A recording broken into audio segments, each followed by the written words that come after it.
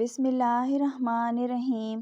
احنف بن قیس رضی اللہ عنہ فرماتے ہیں کہ حضرت عمر رضی اللہ عنہ سے ملاقات کے لیے ایک مرتبہ مدینہ منورہ جانا ہوا۔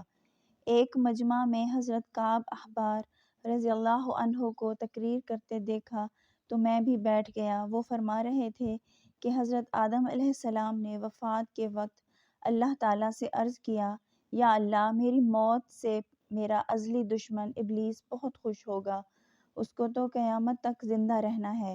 جواب ملا، اے آدم، تم انتقال کے بعد جنت میں چلے جاؤ گے اور وہ ملعون قیامت تک دنیا ہی میں رہے گا۔ سب سے آخر میں اس کو موت آئے گی تاکہ ساری دنیا کے لوگوں کے برابر موت کی تکلیف اٹھائے۔ حضرت آدم علیہ السلام نے ملک الموت سے فرمایا کہ ابلیس کی موت کا منظر مجھے بھی کچھ بتاؤ۔ ملک الموت نے سنانا شروع کیا تو وہ اتنا دردناک تھا کہ آدم علیہ السلام سن نہ سکے اور فرمایا، بس کرو، اب اور نہیں سنا جاتا۔ اتنا فرما کر حضرت کعب رضی اللہ عنہ خاموش ہو گئے۔ لوگوں نے کہا، حضرت کچھ ہمارے سامنے بھی اس کی موت کا منظر بیان فرمائیں۔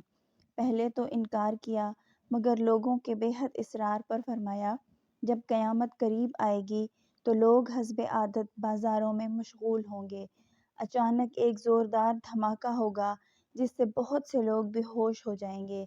اللہ تعالیٰ ملک الموت سے فرمائیں گے، میں نے سب سے زیادہ تمہارے مددگار و معاون بنائے اور تم کو ان سب کے برابر قوت دی۔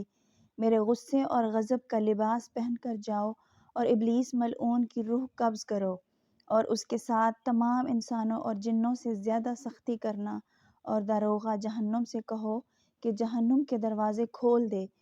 ملک الموت غیظ و غضب میں بھرے بہت سے فرشتوں کے ساتھ دنیا میں اس طرح آئیں گے کہ آسمان و زمین والے دیکھ لیں تو خوف کے مارے پگھل جائیں۔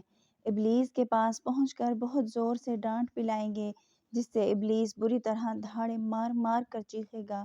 اگر دنیا والے اس کی آواز سن لیں تو بے ہوش ہو جائیں، اور ملک الموت ابلیس سے کہیں گے، اے خبیث، تو نے بہت طویل عمر پائی اور بے شمار انسانوں کو گمراہ کیا جو تیرے ساتھ جہنم میں جائیں گے۔ آج ان سب کے برابر تجھے موت کا مزہ چکھاؤں گا۔ تیری مہلت اور ڈھیل کا وقت ختم ہو چکا ہے، اب تو موت سے بھاگ نہیں سکتا۔ ابلیس گھبرا کر مشرق کی جانب بھاگے گا تو کبھی مغرب کی جانب، لیکن ہر طرف اپنے سامنے ملک الموت کو پائے گا۔ سمندر میں گھسنے کی کوشش کرے گا تو سمندر نکال پھینکے گا، اور آدم علیہ السلام کی قبر کے پاس کھڑا ہو کر کہے گا، اے آدم، تمہاری وجہ سے میں ملعون و مردود بنا، کاش کہ تم پیدا ہی نہ ہوتے۔ پھر ملک الموت سے کہے گا کہ کتنی سختی اور تکلیف کے ساتھ میری جان نکالو گے۔ فرمائیں گے، جتنے لوگ جہنم میں ہیں ان سب کی موت سے کہیں زیادہ تکلیف اور سختی کے ساتھ۔